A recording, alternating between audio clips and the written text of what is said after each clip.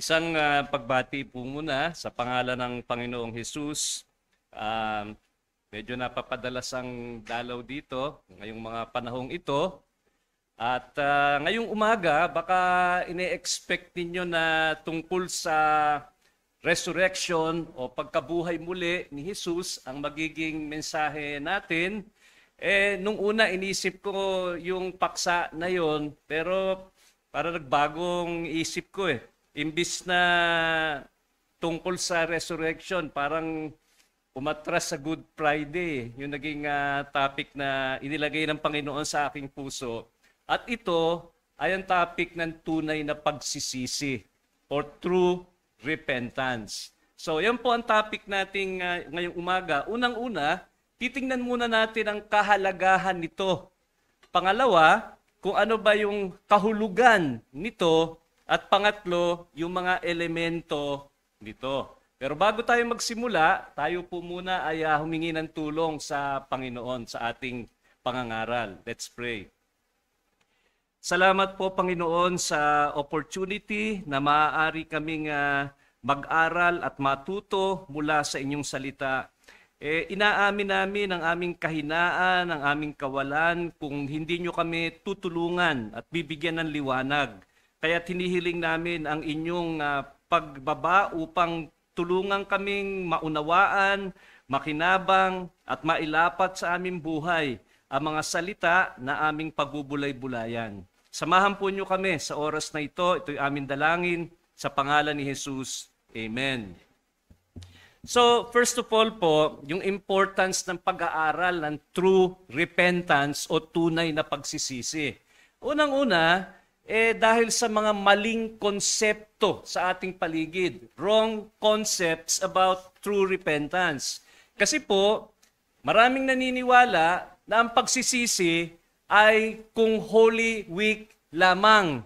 At nakikita ng iba na yung mga gawi o mga practice na kanilang ginagawa, yun ang tunay na repentance. Halimbawa, may mga tao na nagpapalo ng kanilang mga likuran hanggang ito'y maging duguan. Yung mga iba bumubuhat ng krus. Yung mga iba naman ay nagpapapako mismo sa krus.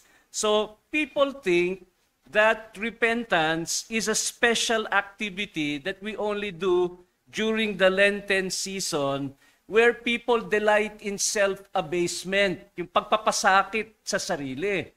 Pero sinabi mismo ni Apostle Paul sa Colossians chapter 2 na hindi tama yun. Hindi yun ang paraan ng tunay na pagsisisi, yung pagpapasakit sa sarili, pagpapababa sa kanyang sarili.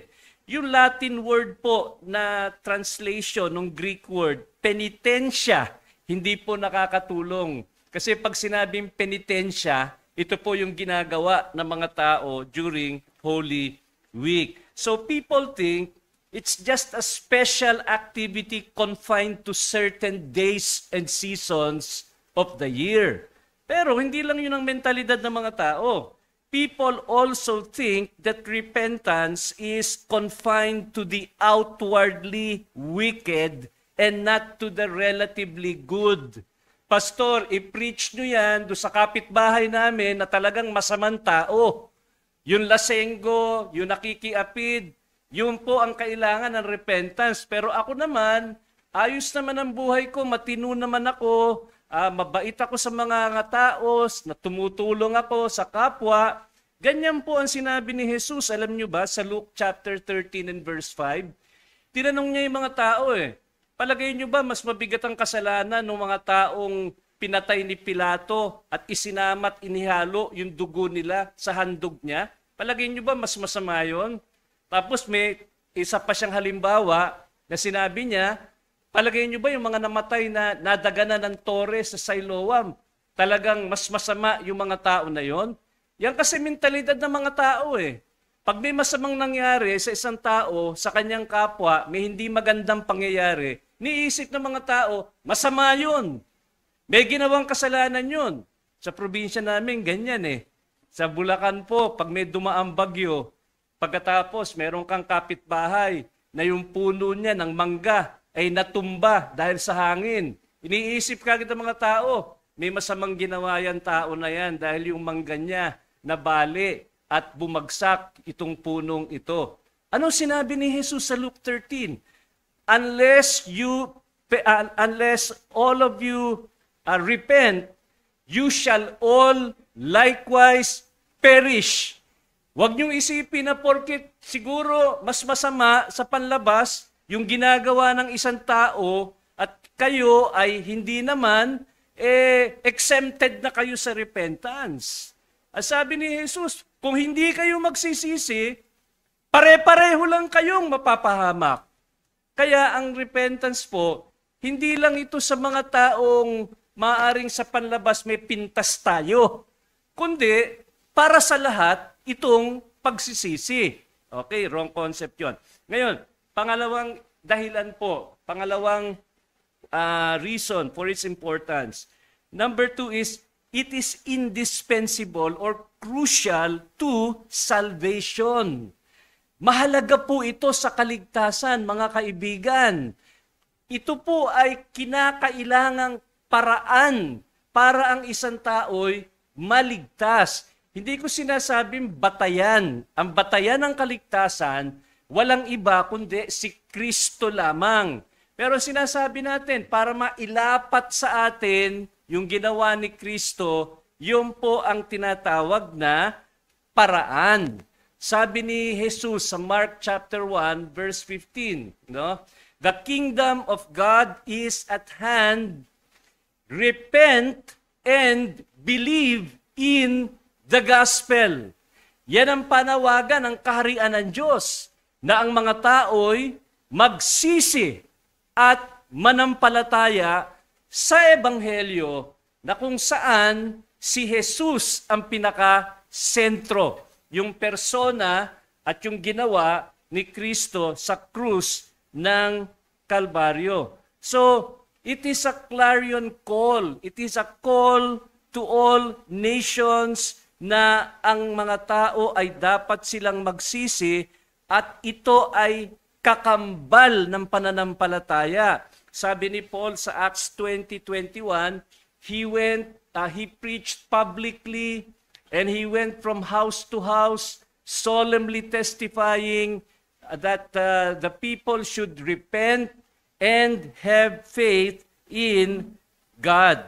Ngayon, ang malungkot po sa ating panahon, hindi masyadong pinipreach ito sa maraming mga iglesia. Hindi masyadong nababanggit itong bagay na ito kasi ang teknik sa maraming lugar, desisyon na ng mga tao agad kung sila'y mananampalataya sa Diyos o hindi.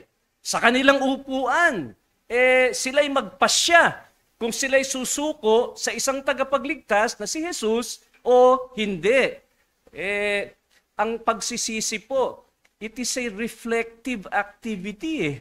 It is not done in a second. No? Kailangan pag-isipan itong bagay na ito. Kailangan pagbulay-bulayan.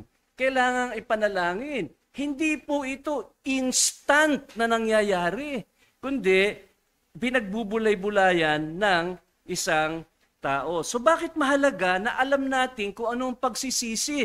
Kailangan sa kaligtasan po ito. Kasi kung walang pagsisisi, walang pananampalataya, hindi tayo maliligtas. Kailangan ng pagsisisi bilang paraan tungo sa kaligtasan. But then, number 3, kung bakit mahalaga po ito, is that it is needful in sanctification. Huwag niyo pong isipin mga kapatid na yung pagsisisi para lang sa mga taong wala kay Kristo. At hinahantay natin na sila'y magsisi at manampalataya para sila'y maligtas. Hindi po. Repentance is not a one-shot affair. Na kung kayo nagsisi, nung nagsimula kayong maging mga mananampalataya, hanggang dun na lang. At hindi na tayo magsisisi muli sapagkat nagsisi na tayo nung una. At tanong ko sa inyo, hindi ba kayo nagkakasala araw-araw? Taon-taon lang ba kayo nagkakasala? If sin is a daily affair, then repentance ought to be a daily affair.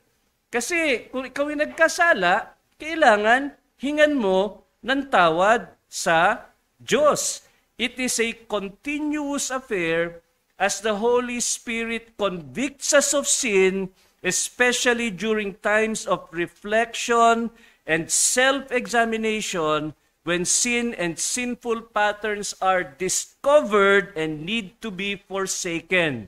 Hindi ba isa po sa mga binanggit na petisyon ni Jesus sa Lord's Prayer ay forgive us of our debts or forgive us of our sins as we forgive others.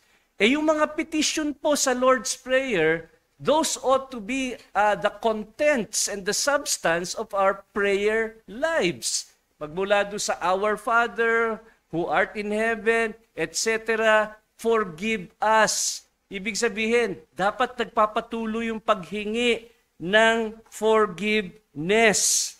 Sinabi ni Apostle Paul sa Acts 24:16, I strive, ako'y nagpupunyagi, to maintain a blameless conscience before God and men. I think we should do the same striving, that our consciences are always good and clear. Hindi yung may tinatago tayong kasalanan, hindi yung nananatili tayo sa isang gawi na alam natin taliwas sa utos ng Diyos, pero katulad ni Apostol Pablo, sabi niya, sinisikap ko na sa harapan ng mata ng Diyos at sa harapan ng mata ng mga tao, malinis ang aking konsyensya. At kung ako'y nagkasala, inilalapit ko upang ito'y mapatawad sa dugo ni Jesus. At ang dugo ni Jesus lamang ang makapaglilinis ng ating mga puso na masasabi nating meron tayong malinis at mabuting konsyensya. The first of Luther's 95 Theses reads this way. Ganito po ang basa. Ang sabi doon, when our Lord and Master Jesus Christ said, repent, He intended that the entire life of believers should be repentance. So, kung sasabihin nyo, tatanong nyo kay Luther, paano mo ba mailalarawan ang buhay ng isang mananampalataya? Sasabihin ni Luther sa atin, ito'y isang buhay ng pagsisisi.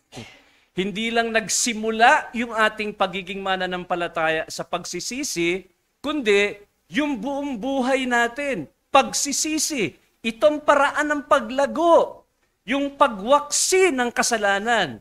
At kabahagi ng pagwaksi ng kasalanan ay ang pagsisisi. Kaya ito'y paraan ng ating sanctification o paglago, itong activity ng genuine repentance. So, yan ang kahalagahan mga kapatid. Because of wrong concepts, because it is crucial to salvation, and thirdly, because it is needful in sanctification. Ngayon, pangalawa, ano ba yung essence of repentance? Nakita natin yung importance. Ngayon naman, ano ba yung essence o paglalarawan ng pagpapaliwanag ng repentance o pagsisisi? Dalawang bagay po dito. Unang-una, repentance is a change of mind. Yan po ang literal translation ng Greek word, compound metanoia, a change of mind. Pagbabago ng isip. Ngayon yung mga Griego naman, di sila napakahigpit na isip lang. No? Minsan po, nai-interchange yung mind at saka yung heart. So, we can say that repentance is a change of mind on things and it is a change of heart as well. Ang repentance po ay galing sa loob. Hindi lang ito pagbabago ng panlabas mo na kilos, kundi ito'y nagsisimula sa iyong puso, sa pagkakaunawa mo ng mga bagay. Kaya nga sinabi natin kanina, hindi pwedeng parang instant na kape ito na 3-in-1. na titimplahin mo, nandyan na. Hindi. Kailangan ito ng pagbubulay-bulay sapagkat kabahagi nito yung laman ng ating isip at laman ng ating puso. At ang mismong kaligtasan po natin, nagsisimula sa puso yan eh. Hindi naman nagsisimula sa bibig natin na tayo'y mananampalataya at kikilalanin si Jesus bilang atin. Nagsisimula yan sa pagbukas ng Diyos sa ating puso. That's what happened to Lydia sa Philippians, di ba? Na inilarawan yung kaligtasan ni Lydia na pagbubukas ng Diyos ng puso niya. Si Lydia po, matagal nang dumadalo doon sa fellowship, doon sa tabing ilog ng mga babae na sumasamba sa Panginoon. Pero, hindi pa siya ligtas. Naligtas lamang siya nung binuksan ng Panginoon ang kanyang puso. Kaya nga napakahalaga ng prayer para sa mga hindi paligtas. Dahil ang Diyos ang nauunang kumilos. Bagaman tungkulin nila na manampalataya, it's the Lord who opens the heart. And it's the Lord who opens the heart because by nature, people's hearts are closed. Huwag kayong magtaka kung saradong isipan ng isang tao sa Ebanghelyo kapag kayo'y nagbabahagi ng salita ng Panginoon sa kanila. Kasi hindi lang yan dahil nagtagal siya sa isang relihiyon, kaya sarado na siya sa katotohanan. Ito'y nagsimula nung siya'y pinanganak bilang isang makasalanan. Sarado na yung kanyang puso. At kung hindi bubuksan ng Diyos ang puso nitong taong ito, anumang kasaho lang anyang ugali, anumang kabait siya sa kanyang kapwa, hindi siya maliligtas at hindi siya magbabago. It's the Lord who opens the heart. And my point is, yung napakahalaga nito sapagkat yung kaligtasan natin ay galing sa puso, kasama dyan ang pagsisisi. It is a change of mind. But then, hindi lang po ito change of mind, it also means a change of mind toward God. Hindi lang ito nagbagong isip, pero nagbagong isip tungo sa Diyos. So, hindi tunay na pagsisisi kung nagbago lang ang isip ng isang tao pero hindi tungo sa Diyos. Kasi may maririnig ka na magsasabi, nagbago na isip ko sa pakikiapid sa ibang babae para sa kapakanan ng aking asawa na napakatapat naman sa akin. Bakit ko siya lolokohin? Hindi ko maatim itong bagay na ito. Kaya, ititigil ko na yung aking pakikiapid sa ibang babae. Ang nasa isip niya sa kanyang pagbabago, yung asawa lamang niya, yung kapakanan ng asawa niya. That's not true repentance because it's not repentance toward God. It may be a change of activity, a change of life, but it is not a true repentance. Para itong yung isang lasenggo, manginginom ng alak, dahil sa kanyang pag-inom, gabi-gabi, siya'y nagkasakit. Nagkasakit siya sa kanyang atay. Na-diagnose siya na may mabigat na kalagayan. Sabi niya, ayoko nang uminom, magbabago na ako.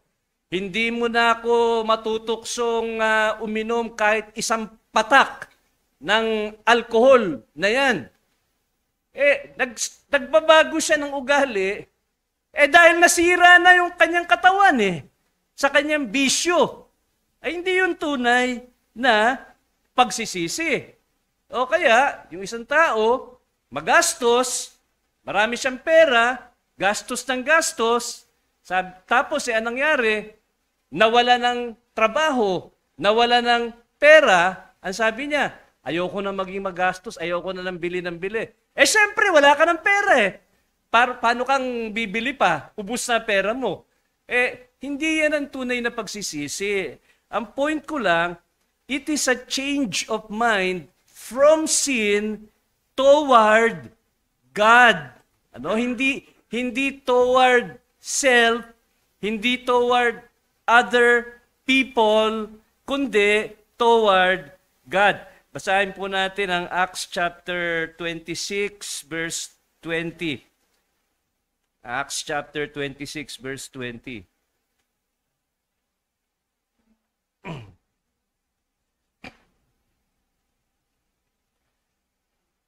Sa testimony po ni Apostle Paul, sabi sa verse 19, tatagalogin ko na lang, English ko po basahin. So King Agrippa, I did not prove disobedient to the heavenly vision, but kept declaring both to those of Damascus first, and also at Jerusalem, and then throughout all the region of Judea, and even to the Gentiles. Notice, ito yung mission ni Apostol Pablo, that they should repent and turn to God. Kita po ba nyo? They should repent and turn to God. Kabahagi po ang Diyos sa tunay na pagsisisi. Nagsisisi ay isang tao, tinatalikuran niya yung kanyang kasalanan at humaharap siya sa Diyos. Isinasaalang-alang niya sa pagtalikod niya sa kasalanan na nasaktan niya ang Diyos. Hindi lang niya nasaktan yung asawa niya. Hindi lang niya nasaktan yung kanyang katawan o ibang tao. Nasaktan niya mismo ang Diyos. Yan ang tunay na pagsisisi. Hindi dapat kulangin sa aspetong yun ang tunay na pagsisisi. We are changing our mind about sin primarily in reference to God and not just to the consequence of sin.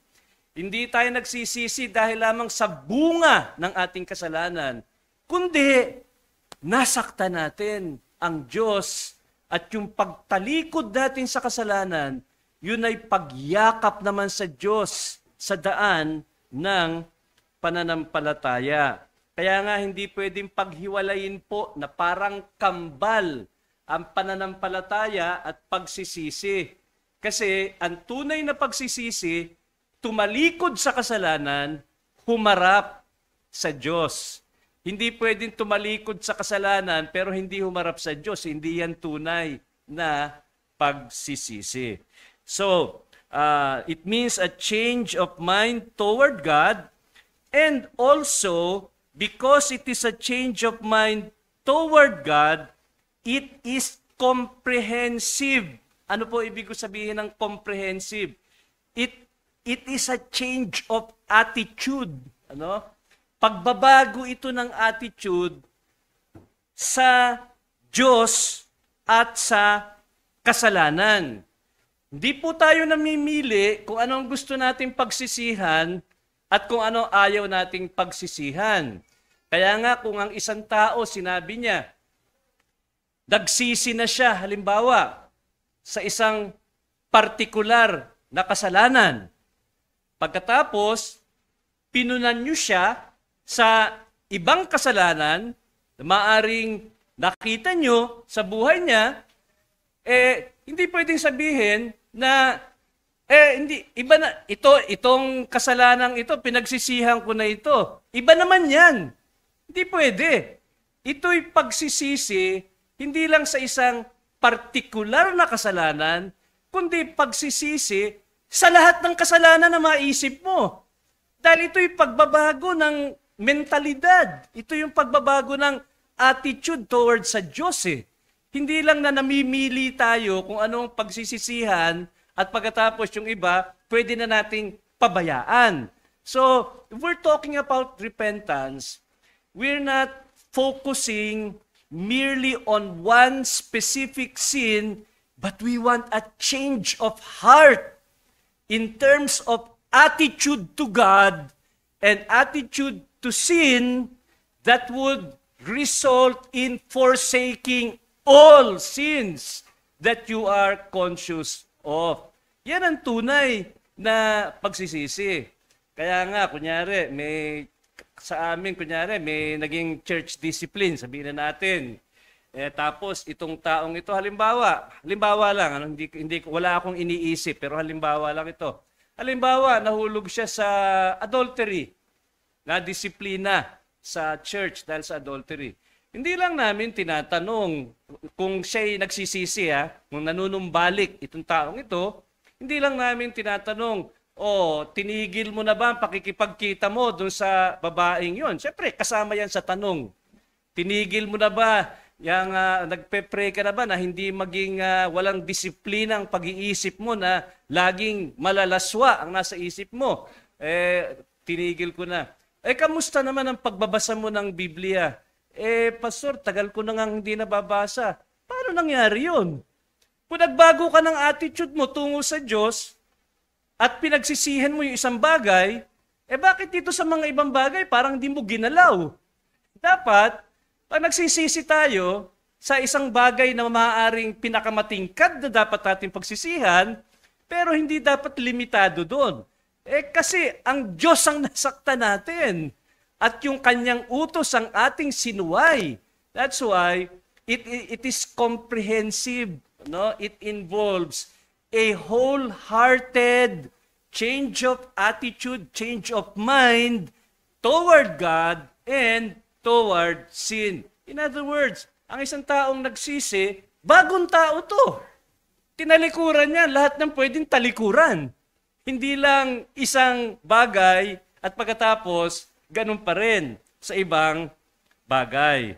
Okay? True repentance should result in the spiritual growth of the whole person and not just one aspect of a person's life. Okay? Yan po ang essence of repentance. Pangatlo, ano ba yung elements of repentance? Ngayon, pag pinag-aralan nyo po yung repentance sa mga old masters, sa mga aklat, iba-iba ang bilang nila sa mga elemento ng repentance. Meron nga yata, ewan ko kung si Thomas Watson yun na para 10 yata o 12 yung mga elements niya sa repentance. Hindi tayo aabuti ng 12 ngayong umaga. No? Kasi baka 2:00 na, hindi pa tayo tapos. 4 lang. 4 lang po. Huwag kayong mag-alala. 4 lang na elemento ito. No? Kung tayo po'y nagsisisi at walang mananampalataya dito na hindi nagsisisi.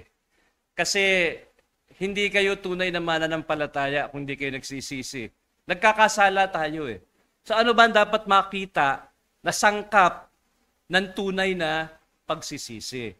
Sa unang-unang sangkap po ng tunay na pagsisisi, conviction of sin. Yung conviction of sin. Yung, sa Tagalog ang conviction. Yung pagpapakita ng Diyos na ang ginawa natin ay kasalanan. Hindi magsisisi isang tao kung hindi niya alam na mali yung ginagawa niya. Paano siya magsisisi? Paano mo ma-expect na magsisi ang isang lasenggo kung iniisip naman niya, hindi naman masama yun? Paano mo ma-expect na magsisi ang isang immoral na tao na sa isip niya, wala namang masama doon? No? Baka bigyan pa niya ng dahilan kung bakit mabuti yun. Pero, sa natin ibabagay ang ating pamantayan kung ano ang tama at kung ano ang mali. Alam niyo, napakagulo sa mundo dahil wala silang pamantayan kung anong tama o mali. Ang pamantayan ng mga tao kung tama o mali. Sabi niya palagay ko masarap gawin kaya tama. Ganyan ang pamantayan ng mga tao. Alam niyo po, merong isang objective standard o pamantayan kung paano natin malalaman kung ang isang bagay ay tama o ang isang bagay o ay mali. Ano? Kasi kailangan nating malaman na mali bago tayo magsisi. Kasi kung hindi naman natin alam na mali, paano mo pagsisisihan yun? Walang mangyayari. Alam niyo po, yung standard na yon, walang iba, kundi ang kautusan ng Diyos. Ang kasalanan po, sa definition sa 1 John 3:4, sin, King James, is a transgression of the law. Ito po'y pagsalansang sa utos ng Diyos. Ang utos ng Diyos po, ang pamantayan natin kung anong tama o mali. Itong kalooban ng Diyos, itong pagpapahayag ng Diyos ng kanyang sarili. You shall have no other gods before me. Dapat isa lang ang Diyos. Wala tayong sinasambang iba. Hindi tayo gagawa ng mga statwa. Katulad ng nakita natin ngayong Holy Week sa mga prosesyon ng mga idolo. Hindi natin gagamitin yung kanyang pangalan sa walang kabuluhang paraan. Yung unang araw ng linggo, dapat nating ipangilin. Katulad ng ginagawa natin ngayon. Dapat ginagalang nyo ang inyong mga magulang, mga nakakatanda. Dapat hindi kayo pumatay. At huwag nyong isipin na kailangan munang mesaksaking ka o bariling ka para sabihin ikaw ay pumatay. Itinama ni Jesus ito sa Sermon on the Mount. Sabi niya, pagkagalit kayo ng walang dahilan, para na kayong pumatay. And then, huwag tayong makikiapid. No? At hindi ibig sabihin na kailangan sumiping ka sa isang taong hindi mo asawa para ikaw ay maging taga-apid. Kundi, sa isip lang daw, nagkakasala na tayo ng pakikiapid. Napakahigpit ng kautusan ng Diyos dahil siya'y napakabanal. At wag daw tayong magnanakaw, wag daw tayong magsisinungaling, at wag daw tayong mag-iimbot. That determines whether something is right or wrong. And therefore, kaya nga mga kapatid, kung tayo'y nagbabahagi sa mga Bible study natin ng Ebanghelyo at nais natin na itong tao'y magsisi sa kanyang kasalanan, manampalataya kay Jesus, we need to teach them about God's law. Because how can they have a knowledge of sin without a knowledge of God's law? Sabi sa Romans chapter 3, the law brings about a knowledge of sin. At ito, mali mga kapatid, sa mga tao sa mundo. Ang tingin nila doon sa utos ng Diyos, hagdanan. Ito'y hagdanan na nagpapakita sa kanila kung ilan na ang nasunod nila sa kautusang ito na parang baitang patungo sa langit. So, imbis na makita nila yung kanilang pagiging makasalanan sa pagharap nila sa kautusan ng Diyos, nakikita nila good boy sila. Nakawalo Nakawalo sila sa 10 Ay the good boy ka nun. Kasi sa eskwelahan, 80% okay ka na di ba? Sa eskwelahan ko nga, 60% ayos na hindi nila iniisip na kaya binigay ng Panginoon yung kanyang kautusan hindi para ipakita na mabuti ang mga tao na kaya nilang umakyat sa langit sa pamamagitan ng baitang ng 10 utos na yun. Kaya niya binigay yung 10 utos para ipakita sa mga tao na sila'y makasalanan, na hindi nila nasunod yung utos na yun, at sila'y mapapahamak kung wala silang tagapagligtas.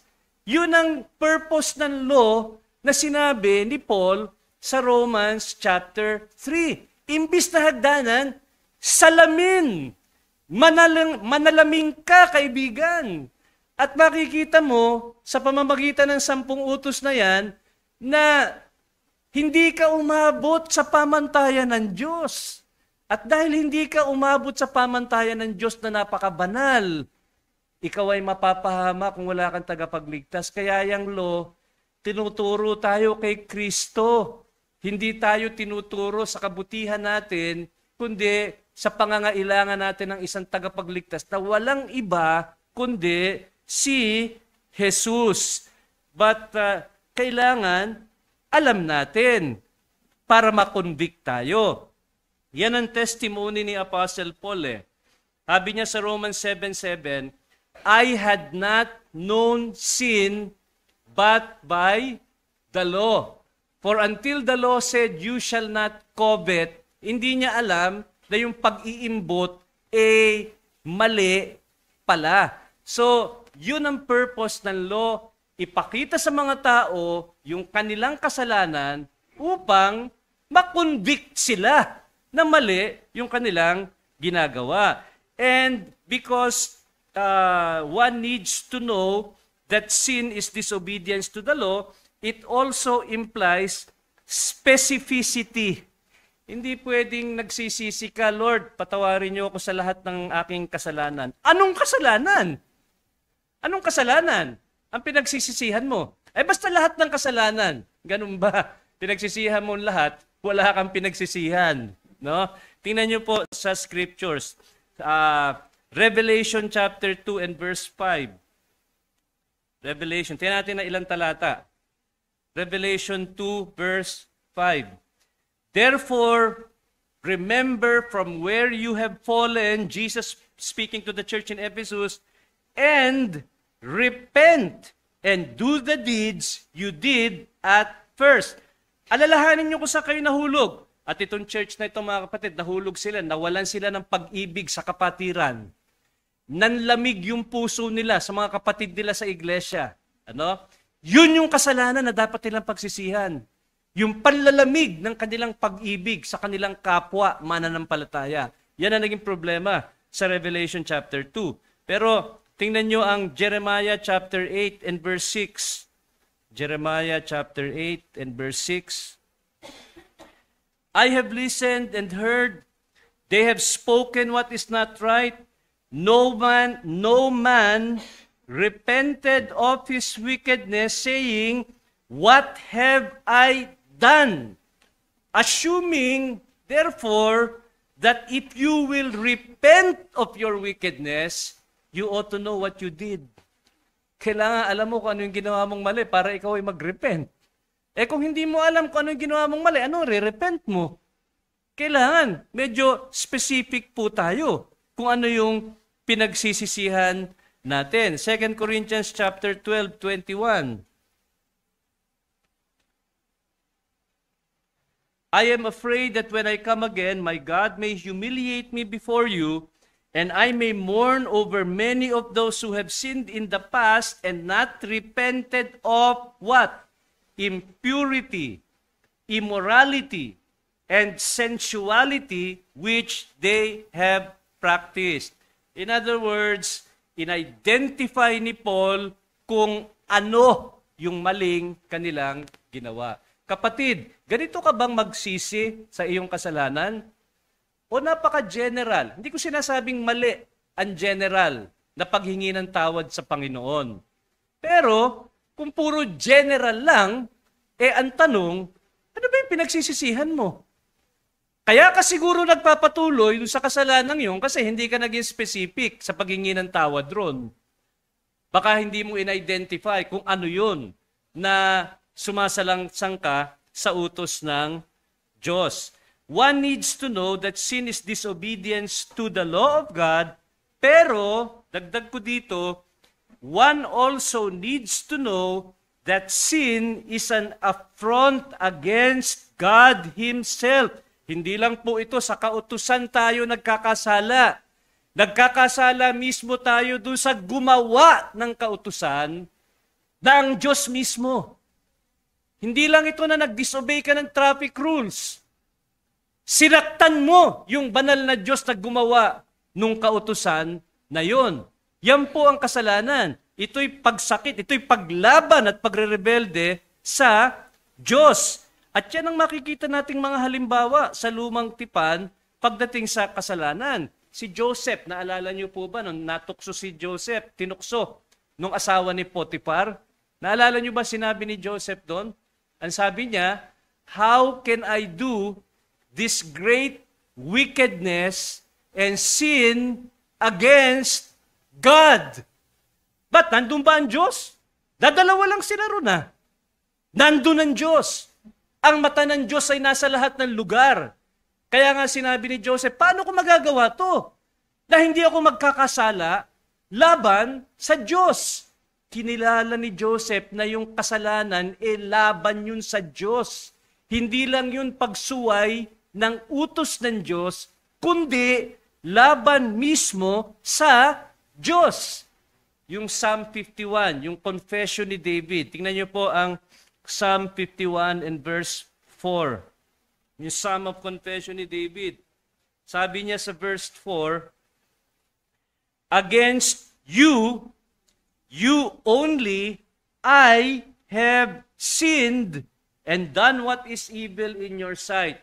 Alam niyo po si David, David sinned against the nation of Israel by being a bad example of a king. He sinned against his army because wala siya dun sa front lines, dapat nandun siya. He sinned against Bathsheba. Hindi niya asawa yon. He sinned against Uriah. Si Uriah, asawa ni Bathsheba. He sinned against Ahithophel dahil si Bathsheba, apo ng best friend niya na si Ahithophel. Nagpatong-patong yung kasalanan ni David. Pero sa kahuli-hulihan, anong sabi ni David? Against you, you only, I have sinned. Sa dulo nitong mga kasalanan ko laban sa aking kapwa, kayo ang aking nasaktan.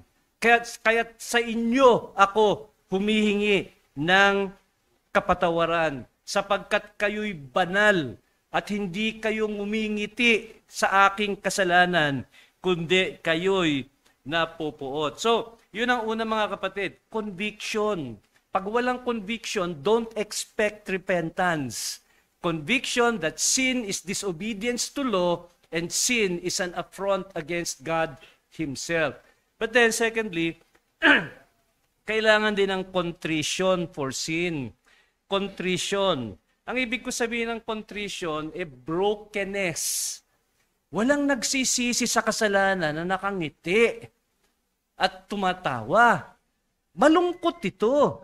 May nasaktan eh. Tapos naunawaan mo na ikaw yung nakasakit. Kailangang makita sa emosyon ito. Ngayon, inaamin naman natin na iba-iba ang lalim o babaw ng luha ng tao. May mga tao, katulad ng isang in-interview namin sa church membership sa MCBC, hindi pa bumubukas yung bibig para banggitin yung testimony, naiyak na. Hindi nga namin maintindihan yung buong testimony niya dahil kada sentence may iyak, ano? May mga taong ganon na mababaw ang luha. Pero ako naman, umakyat ako sa pulpit ng MCBC at nakailang public apology din ako, mga kapatid. Pero hindi naman ako maluha eh. Kasi malalim yung luha ko yata. There are people who are more emotional than others. Pero alam nyo, brokenness kasi is a state of the heart. In others, it results to tears, but never is it an activity of joy, yung repentance. It leads to a broken heart. Malungkot ang tao na nagsisisi kasi may regret siya. Masama ang loob niya sa sarili niya, masama ang loob niya sa sitwasyon. Kaya nga sabi ni Apostol Pablo sa 2 Corinthians chapter 7, verse 9, I now rejoice, not that you were made sorrowful, but that you were made sorrowful to the point of repentance. For you were made sorrowful according to the will of God, so that you might not suffer loss in anything through us. For the sorrow that is according to the will of God produces a repentance without regret, leading to salvation, but the sorrow of the world produces death. So nakita niyo po, kay Apostol Pablo, sinasabi sa atin dito, true repentance would involve a sorrow. Malungkot tayo dahil nasaktan natin ng Diyos at gusto nating magbago, gusto nating itama yung mali na ating ginawa. Meron ding kahihiyang kasama ito, meron ding regret na kasama ito sa mga pangyayari. Now, in the Old Covenant, this was openly expressed by demeaning of self. Job repented in dust and ashes. Sa Luke chapter 18, yung publican, dinagukan niya ang kanyang dibdib. Yung mga Hudyo kasi, masyado silang expressive. Pagdating sa brokenness, in repentance, it expresses itself in humbling, Isaiah 66 and verse 2, hatred for sin and even self, Romans chapter 7 and verse 24. Ang point ko lang po, when someone says, or when you say, you are repenting, malungkot na activity po ito. Kasama ang emotion. Hindi yung parang baliwala lamang. Ngayon, si Judas po ba'y nagsisi o hindi? Di ba yung kwento ni Judas, ano yan, sa Holy Week, karaniwang inuulit. Si Judas, he regretted what he did. Kasi, kinausap siya ng konsyensya niya eh. Bakit mo pinagkanulo yung iyong Panginoon na wala namang ginawang masama sa iyo?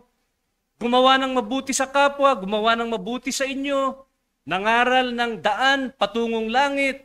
Bakit mo binenta doon sa mga chief priests and Pharisees? Kinausap siya ng konsyensya niya, hindi niya maatim yung konsyensya niya eh. So anong ginawa ni Judas? Ihinagis niya yung pera eh.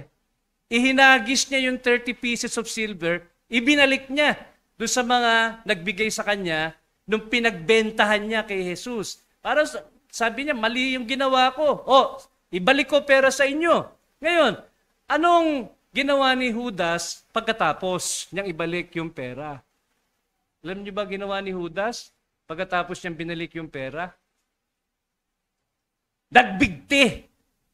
Hindi niya mapatawad ang kanyang sarili, nagpakamatay. May mga ganyan kahit sa tunay na buhay. Meron na akong na-counsel na ganyan na, Pastor, napakabigat nung kasalanan ko. Hindi itong papatawad ng Diyos. Sabi ko, hindi. Walang kasalanang napakalaki na hindi kayang patawarin ng Diyos. Lumapit ka kay Jesus.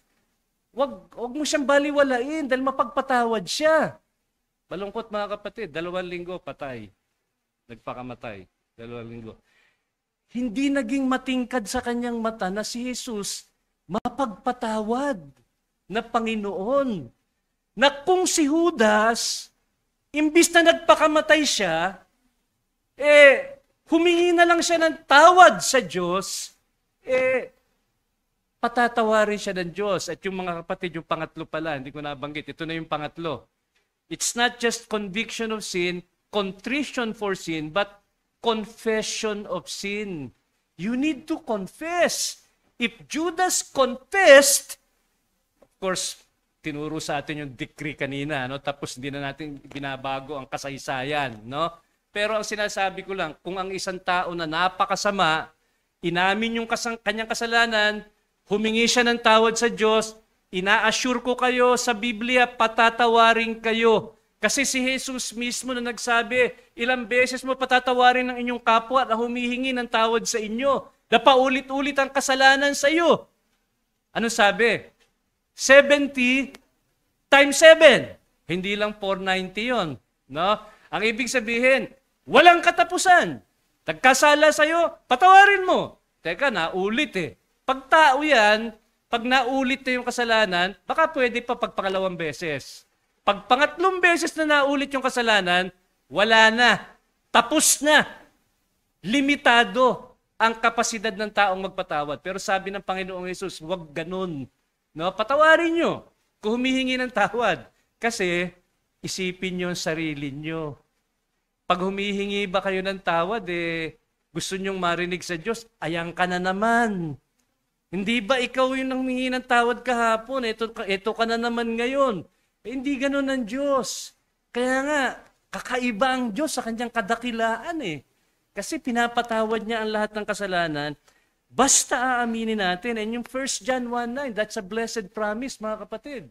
If you confess your sins, He is faithful and righteous to forgive you of your sins and to cleanse you from all unrighteousness. So, wherever you are, kasi ang turo sa atin, nung maliliit pa tayo, sa karamihan sa atin, kailangan pumunta ka doon sa simbahan. Humingi ka ng tawad doon sa pare, at sasabihin sa iyo kung anong dapat mong gawin. Merong nagsabi ng ganyan sa Bible study ko eh. Sabi ko naman sa kanya, sabi niya, ganun ang dapat sa paghingi ng tawad, aaminin mo sa pare. Sabi ko, paano kung wala yung pare doon sa lugar na kanyang kinalalagyan? At kunyari, sabihin natin, alas 12 na ng gabi, gusto mo humingi ng tawad, wala na yung pare, natutulog na. Paano gagawin mo? Sabi niya, kung wala na yung pare, natutulog na, doon sa bahay ka na lang humingi ng tawad, sa bahay mo, kasi tulog na yung pare pwede naman pala sa bahay ko, ba't pinapunta mo pa ako ron? Ibig sabihin mga kapatid, kahit saan pwede humingi ng tawad sa Diyos. Kahit dyan sa upuan nyo, may naisip kayong masama, humingi kayong tawad sa Diyos. Patatawarin kayo ng Panginoon. So, that's confession of sin. And lastly po, yung pang-apat na elemento, conversion from sin. Ang point ko dito, change. Kailangan may pagpapatunay. Hindi pwedeng nagsisi ka, ganun ka pa rin, katulad nun dati. Sabi sa 2 Corinthians 5:17, if any man is in Christ, he is a new creature. Anong sumunod na salita? Behold, old things have passed away, new things have come. And kung hindi ako nagkakamali, wala yung behold sa Tagalog Bible. Tama ba sa mga Bible nyo? Pero baka mali naman ako kasi parang tiningnan ko na yan dati. Wala sa Bible yung behold. Importante po yung salitang behold. Nasa original yan. Ang ibig sabihin ng behold, tingnan ninyo. Tingnan ninyo yung pagbabago. Kung siya'y tunay na nagsisi, dapat nakikita ang pagbabago. Behold, yan ang ibig sabihin ng behold. Buksan yung mata ninyo at tingnan nyo yung pinagsisihan at yung pagbabago ng buhay. Hindi pwedeng walang pagbabago. Tingnan nyo po, ang ganda ng sinabi dito sa Luke chapter 3. Luke chapter 3, verse 8. Sabi ni John the Baptist doon sa mga nais magpabaptize sa kanya, sabi niya, therefore, bear fruits in keeping with repentance. Sinasabi niyo nagsisisi kayo, pakitan niyo sa pamamagitan ng bunga. Ngayon, sabi nung crowd sa verse 10, John, ano ba gagawin namin? Kung ipapakita namin yung bunga ng aming pagsisisi. Naging detalyado si John. Sabi niya, the man who has 2 tunics is to share with him who has none. And he who has food is to do likewise. Kayong mga sakim, tulungan niyo yung mga nangangailangan ng tulong ninyo. Tapos ang sabi sa verse 12, some tax collectors also came to be baptized and they said to him, Teacher, kami naman, anong gagawin namin? Sabi sa verse 13, collect no more than what you have been ordered to. Huwag nyo na nakawan yung mga tao. Huwag na kayong mangikil o mangotong sa mga tao. Tigil nyo yung practice na yan. And then, 14, some soldiers were questioning him saying, and what about us? What shall we do? And he said to them, do not take money from anyone by force or accuse anyone falsely, and be content with your wages. Puro kayo reklamo. Puro kayo reklamo na mababa sweldo nyo. Makontento kayo. Kasi kung naniniwala kayo na soberano ang Diyos, siya nagtakda ng sweldo na yan ngayon. Baka pwede niyang taasan, baka may kalooban niyang taasan sa hinaharap, pero ngayon, yan ang kalooban niya na matanggap ninyo, Tama na ang pagrereklamo. Pakita nyo na nagsisisi kayo, nakokontento kayo sa Diyos at nagtitiwala kayo sa Diyos para sa pangangailangan nyo sa buhay. Hindi yung katulad kayo ng mundo na walang magawa kundi manita at magreklamo. Makontento kayo at magtiwala kayo sa Diyos. So ang punto dito sa huli, kailangan may pagbabago. So nakita natin yung importance, yung essence, yung elements, conviction, contrition, confession, conversion. In closing, mga kapatid, sana hindi lang intellectual appreciation ang mangyari sa message na ito, kundi action. Ibig sabihin, wag lang niyong sabihin, alam ko na, Pastor, kung paano. Gawin nyo. Gawin nyo. I-apply nyo. Dapat di lang tayo tagapakinig, kundi kailangan tagagawa din tayo ng utos ng Panginoon. At para sa mga kaibigan natin na hindi nyo pa masasabi sa ngayon na may katiyakan na kayo'y nasa Panginoong Hesus, baka nga ang iba sa atin, hindi natin masyadong binibigyan ng importansya yon. Alam nyo ba sinabi po sa Romans chapter 2 and verse 4? The goodness of God leads to repentance. Yung kabutihan ng Diyos sa buhay ninyo, hindi po yan pagkukonsinte ng buhay nyo na wala sa Panginoon.